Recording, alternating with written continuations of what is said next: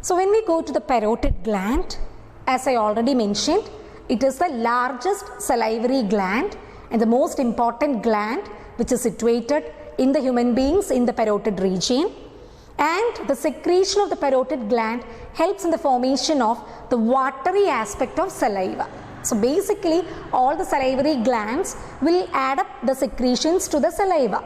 So the watery part of saliva is mainly getting its contribution from the parotid salivary gland.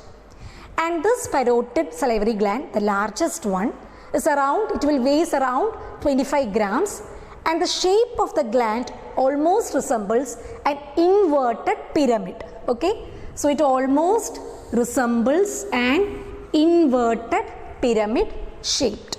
So as you can see in this figure,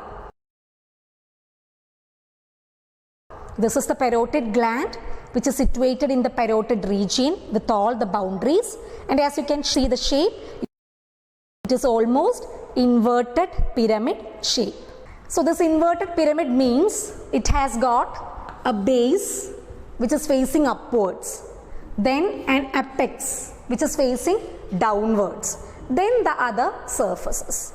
So our parotid gland almost resembles like this, one of our fist. Okay, so in this case this is the base, okay, and this one is the apex, and this one is the main superficial part which we are seeing. So it almost looks like this. Okay, the parotid gland almost resembles like this, a base, broad base, and a narrow apex. Broad base, narrow apex, and surrounded by three other surfaces.